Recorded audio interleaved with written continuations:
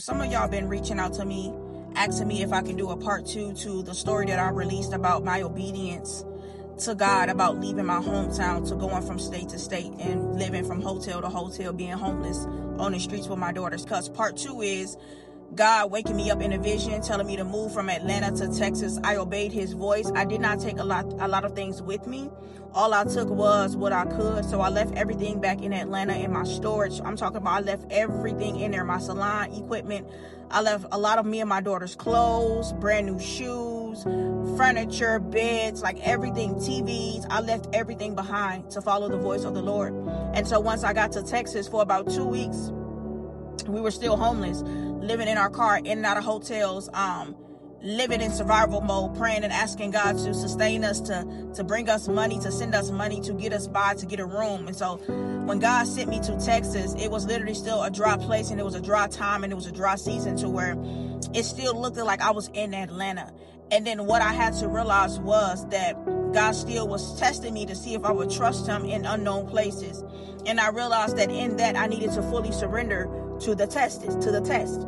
And so for all of y'all that wanted to know like what took place next and what was the part 2, this is the part 2. Is when I got to Texas, my situation and my status was where I was still homeless, sleeping in my car, sleeping in and out of hotels and things like that. Sometimes when we didn't have nothing to do, we would walk the malls, we would do ministry. God would send us places to pray for people, sending us to different places of Texas to pray for people. God would literally send me to churches to now discern certain spirits in churches. Now I'm praying for certain people that's in leadership in these churches. And so that was my assignment while I was still homeless for about 2.5 weeks in Texas. Then I made one last video about me just being overwhelmed of the season, because I don't know about y'all, but some of y'all like to be deep and try to act like y'all don't get tired of being tested or tired of having to be in your wilderness. And so when I got online and I posted my video, you had people under my comments acting like I wasn't okay to be tired with what I was facing. But we know that the Bible does tell us to do not grow weary in well doing. And sometimes while we're doing good, we often get tired. And so when I posted my video, it went viral to where now God has placed my video on the heart of a married couple, to now when they saw my video, they wanted to shelter me and my daughter. And so when they reached out to me, now granted, there was many other people reaching out to me to shelter me and my daughter, but I did not feel in my spirit that I needed to go that direction. But it was something about this married couple that reached out to me that I felt like God gave me peace in my spirit to go that direction.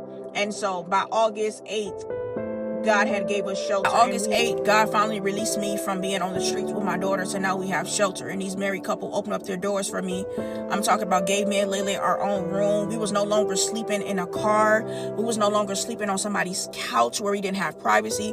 We was no longer sleeping sometimes in hotel lobbies and parking lots. We was no longer just going to parks because we didn't have nowhere to go. I'm talking about everything that I'm telling y'all. It was hot outside. And Texas is hot. And so this was part of our testing, and this was part of us going through the wilderness with the Father. And this was also part of my process with God. And see, and I want to encourage the people of God that are called to do exactly what I did with leaving everything behind. Some of y'all probably be like, wow, you didn't go back to get the TVs. You didn't go. No, I did not go back to get anything, because what I realized that in my test, God was also testing me to see if I wanted possessions more than I wanted him. And so I was willing to surrender everything that I felt like that was still valuable to my life. I began to surrender that over to God. I trusted him. I said, God, I trust you. I know that you are a God of recompense. You are a God of restoration. And so I surrender this whole storage situation over to you, and I will follow your voice. I don't know who this is about to bless, but you need to be encouraged and be found faithful when God asks you to do something. Because some of us, we miss our moment because we're too busy trying to hold on to relationships, possessions, things, people, connections, because we're afraid to go to the place that's look like this unknown. And so I come here to tell y'all that my part 2 is now I'm still in my waiting season. I'm still waiting to wake up one day, and my season no longer look like a waiting season, but it looked like a season where I'm now entering to my promised land. So I pray that this bless the people of God that's also in this same similar like season. I see y'all comments. Some of y'all are in a season just like mine, a season of testing, trying, being processed, being developed, because some of us are called to the nations, and to be called to the nations, God has to process you. And sometimes that time might look like 2.5 years that he has to process you, because the thing about God is he don't prematurely throw nobody out there. The things that y'all seeing out today is people that put themselves out there, and God didn't send them out. So I pray that my journey continue to bless you guys. I will continue to post everything that God is doing in my life, just to show y'all that he's able to do it, the exact same thing for you. I'm still in my waiting season. I'm waiting for God to do some shifting and some connecting. And so but yeah, y'all continue to be blessed, and I'm grateful for the ones that has connected with me because of my journey.